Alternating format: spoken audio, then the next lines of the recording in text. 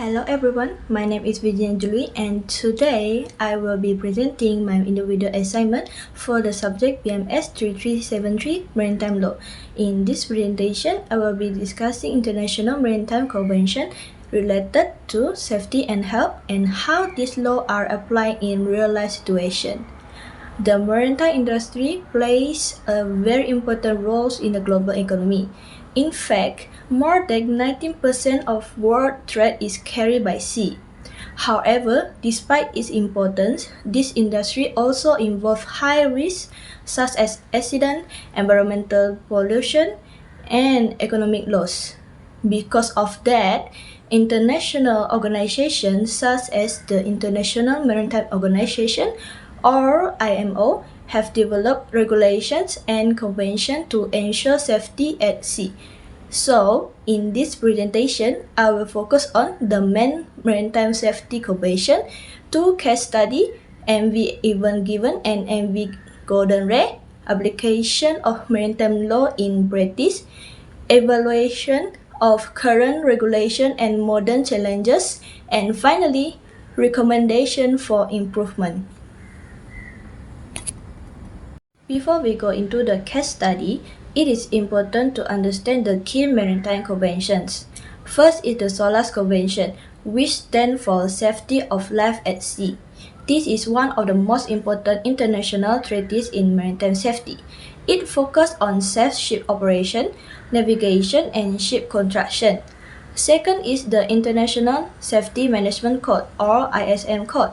This code requires shipping companies to implement a safety management system, also known as SMS. This system helps to identify risks, improve safety procedures, and ensure proper communication between crew and management.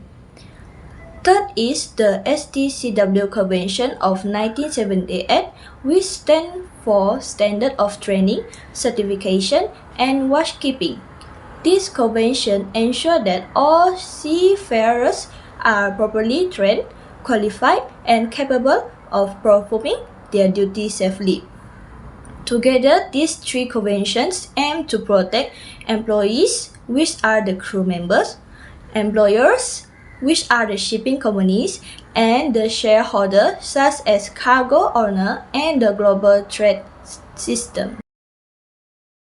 Now let's move to the first case study, which is the MV Even Given incident. The MV Even Given is a very large container ship that got stuck in the Suez Canal in Egypt on March 23, 2021. The Suez Canal is one of the most important shipping routes in the world because it connects Europe and Asia. This means that many ships rely on this route for international trade. When the MV Even Given became grounded, it completely blocked the canal for several days. As a result, hundreds of the ships were delayed, causing a major disruption to global supply chains and significant economic loss. So, there are several important issues in this case. First is the failure in navigation. The ship lost control while passing through a narrow canal. This may have been caused by human error, poor decision-making, or environmental factors such as strong winds. Second is disruption of global trade. Because the canal was blocked, many shipments were delayed, which affected businesses worldwide. Third is the weakness in safety management system. This incident suggests that there may have been problems in risk assessment, planning, and operational control.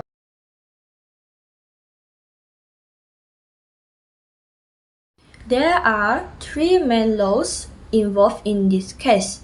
The first is SOLAS Convention, Chapter 5, which focuses on safe navigation. It requires proper voyage planning and ensure that the ship is operated safely at all times. The second is the ISM Code, which requires companies to implement a safety management system to identify risks and ensure safe operation. The third is the STCW Convention, which ensures that the crew is properly trained and competent in navigation and emergency response. So now, let's look at how these laws are applied in practice.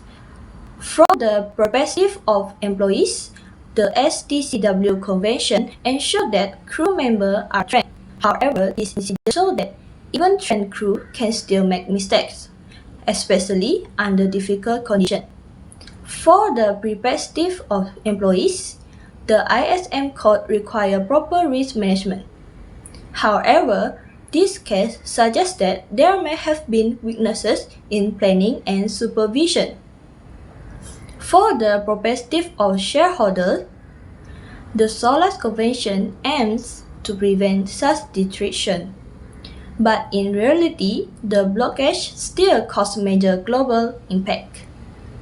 So, we can conclude that the laws are strong, but their effectiveness depends on proper implementation.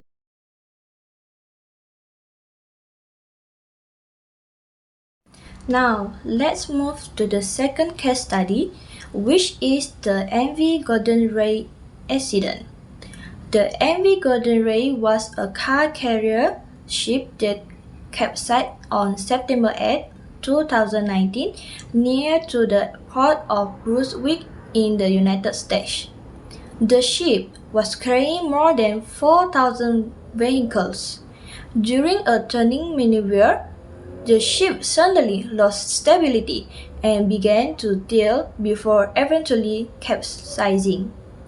Although most of the crew members were rescued, the accident caused a serious damage to the vessel, cargo, and environment. So there are three main issues in this case.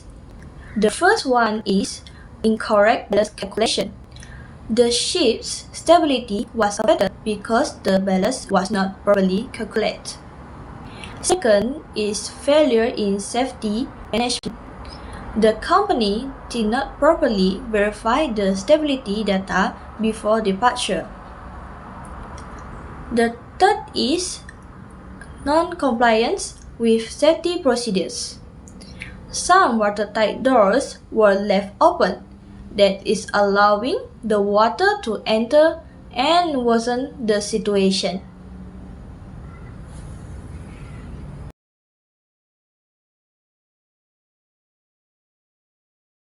The first law is SOLAS Convention Chapter 2, Sub 1, which focuses on ship stability and watertight integrity.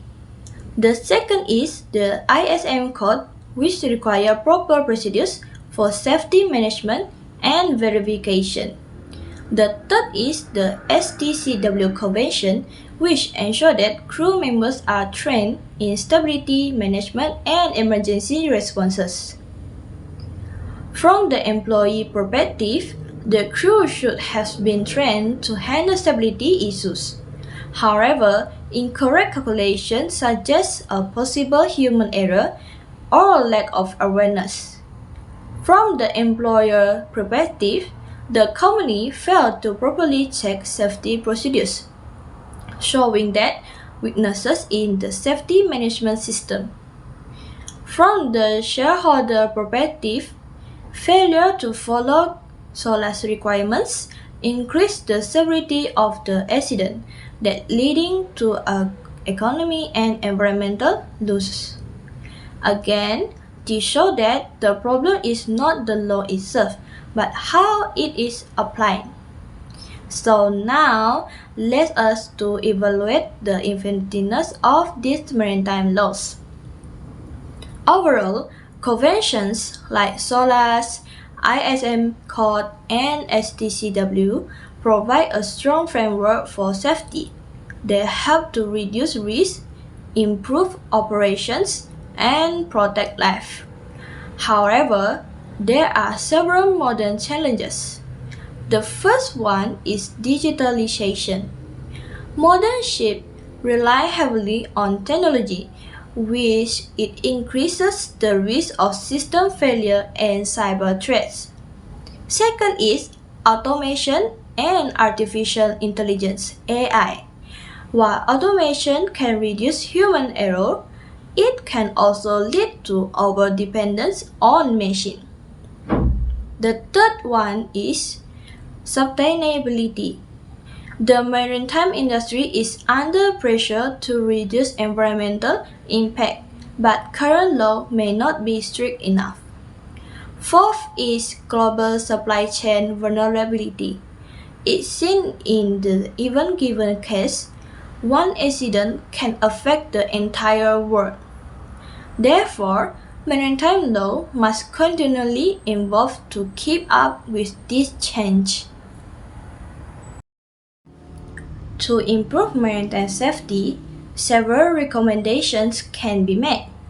The first one is update regulation regularly to address new challenges such as digitalisation and environmental concerns.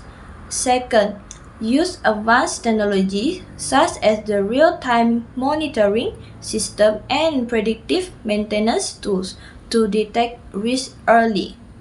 The third one is improve training programs by including simulation, based learning, and crisis management training. Finally, strengthen the cooperation between international organizations, governments, and shipping companies to promote a strong safety culture. In conclusion, maritime laws such as SOLAS, ISM Code, and STCW play a very important role in ensuring safety in the maritime industry. The case study of MV Even Given and MV Golden Ray clearly show that these laws provide a strong framework. However, accidents still happen due to human error, poor decision-making, and weak implementation. Therefore, it is important to strengthen enforcement, improve training, and adapt the modern challenges. A proactive and flexible approach is necessary to ensure a safer and more efficient maritime industry in the future. That is all from me, and thank you for listening to my presentation. I hope that this presentation can help you to understand the importance of maritime law in real life situation.